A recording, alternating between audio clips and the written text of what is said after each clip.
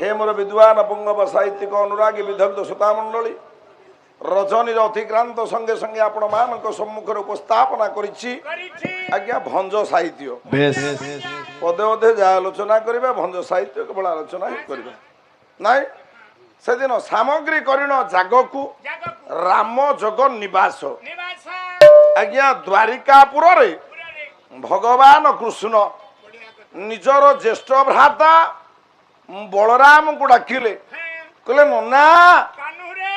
मु रैवत पर्वत रे जागटी बा यज्ञ करबा पई मन मध्य रे साब्यस्त करिछे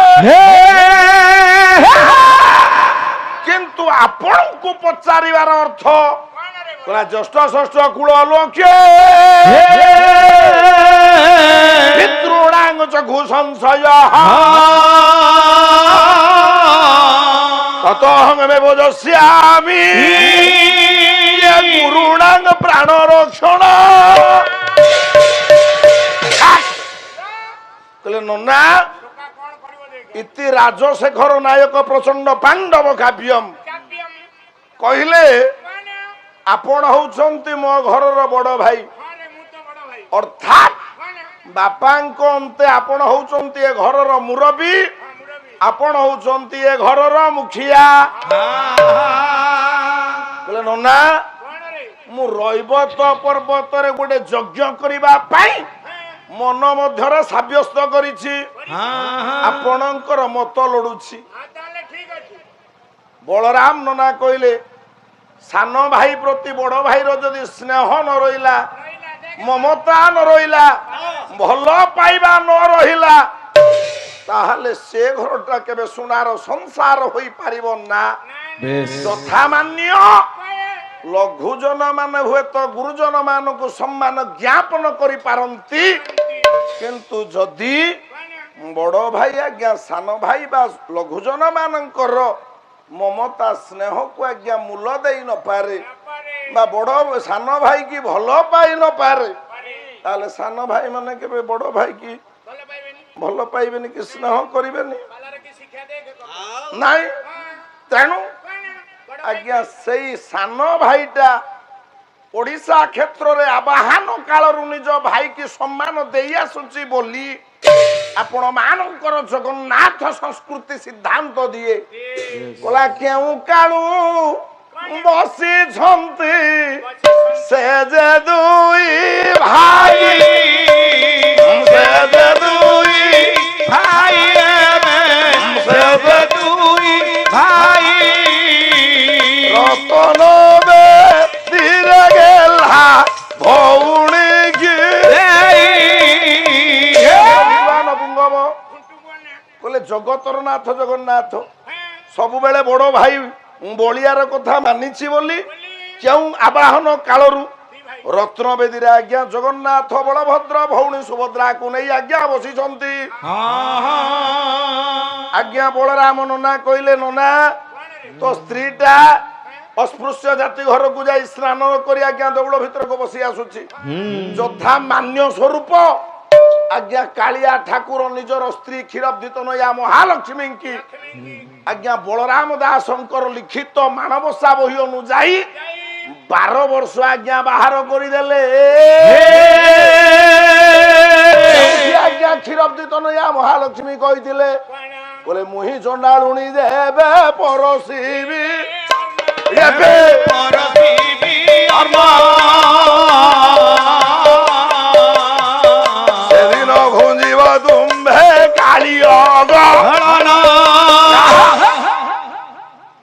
क्षीराब्धित नया महालक्ष्मी कही मते तुम्हें बड़ भाई बुद्धि बाहर कर दौच किंतु मु जो दिन खाइबा को देवी से दिन तुम्हें दुई भाई आज्ञा खाइबा को पाइबो नहीं ये सिद्धांत आज्ञा ओडिया संस्कृतिर कथा से दिन कृष्ण निजर भाई बलराम को कहले नना आपण जदि टिके सम्मति प्रदान करदेवे ताहले मु रैवत पर्वत रे यज्ञ करिवि हेले आज्ञा यही समय रे गोटे सुंदरी झीटीए अबला दुर्बला निरिया सरला निष्कपटका आज्ञा झीटीए आज्ञा दुई भाई को सम्मुख रे चली गला ଯେତେବେଳେ ଝିଅଟିଏ ଚାଲି ଯାଉଛି କହ୍ନେଇ ପଚାରିଲେ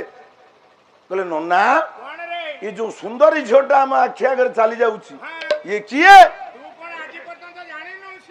ନନା ପଚାରିଲେ କହିଲେ କହ୍ନେଇ ଏ ଝିଅଟା ତତେ ସୁନ୍ଦରୀ ଲାଗୁଛି? କେମିତି ସୁନ୍ଦରୀ କହିପାରିବୁ?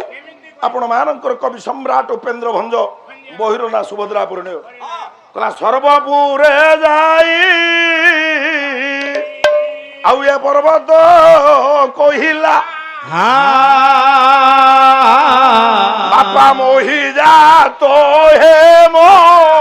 ମଞ୍ଜରୀ ଏ ମଞ୍ଜରୀ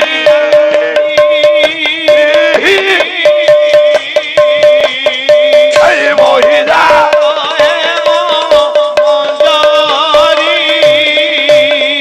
ସୁଗନ୍ଧାବତୀ ସୋ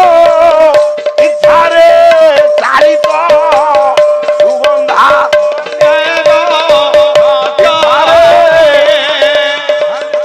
ପତ୍ରର ଅଳିରେ କି ମାଧୁରୀ ଆସ ଫୁଲ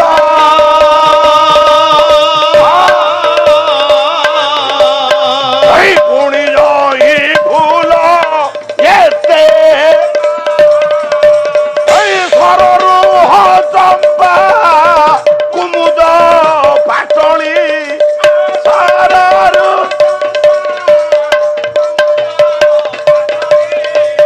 ନିଆଳି ଶିରିଷ ଅଶ୍ୱ ଆହାସ ଫୁଲ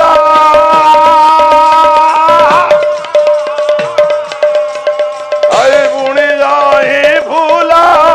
ଏତେ ଆହାସ ଫୁଲ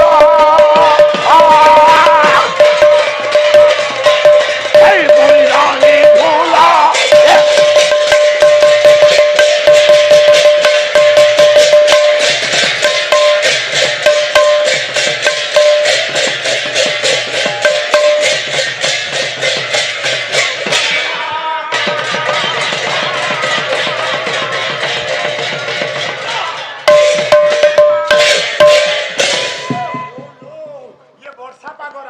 ସର୍ବପୁରେ ଯାଇ ପର୍ବତ କହିଲା ମହିଜାତ ହେମ ମଞ୍ଜରୀ ବାପିରେ ଅଳପକେ ଭଞ୍ଜଙ୍କର ଇଏ ହଉଛି ଅଦ୍ଭୁତ ରୂପକ ଅଳଙ୍କାର ଅଦ୍ଭୁତ ରୂପକ ଅଳଙ୍କାର ନାଇଁ ତେଣୁ ଆଜ୍ଞା ସମସ୍ତଙ୍କ ପୁରରେ ପର୍ବତ ଯାଇକି କହିଲା ପର୍ବତର ଗୋଟେ ପ୍ରତିଶବ୍ଦ ହଉଛି ନଗ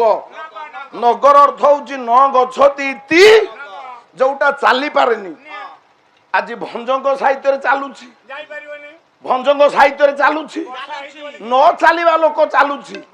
ତାହା କଣ ବିଦ୍ୱାନ ମଣ୍ଡଳୀ ଅଦ୍ଭୁତ ନୁହେଁ କି? ସମସ୍ତଙ୍କ ପୁରରେ ପର୍ବତ ଯାଇ କହିଲା ମହି ବୋଲନ୍ତେ ପୃଥିବୀ ହେମ ବୋଲନ୍ତେ ସୁନା ମଞ୍ଜରୀ ବୋଲନ୍ତେ ଲତା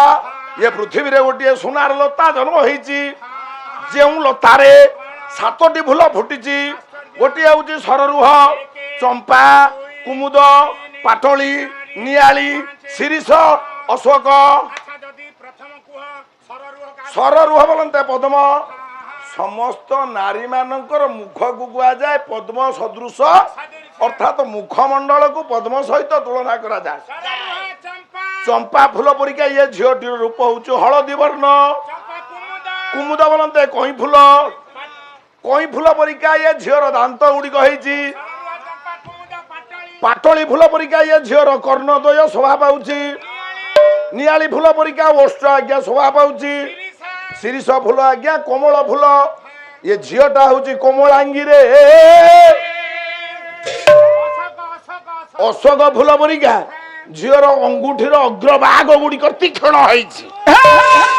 ଏମିତି ସୁନ୍ଦରୀ ଝିଅ ଯାଉଛି ନାଇଁ ବାପା ଆହୁରି ଅନେକ ଅଳଙ୍କାର ଅଛି କିନ୍ତୁ ଆଜ୍ଞା ଏତିକିର କଥା ରଖିବା ରାତି ହେଇଯାଉଛି ବାବା ଲୋ ତେଣୁ ଏ ସୁନ୍ଦରୀ ଝିଅଟା ଆଜ୍ଞା ଚାଲି ଯାଉଛି ଯେତେବେଳେ ସୁନ୍ଦରୀ ଝିଅ ଚାଲି ଯାଉଛି କହ୍ନେଇ ପଚାରିଲେ ବଳରାମ ନନାଙ୍କୁ କହିଲେ ନନା ଏ ଝିଅ କିଏ ନା ଇଏ ବଳରାମ ନନା କହିଲେ ରେ ବେଲଜିଆ ଏ ଝିଅଟା ହଉଛି ଆମ ଭଉଣୀ ସୁଭଦ୍ରା।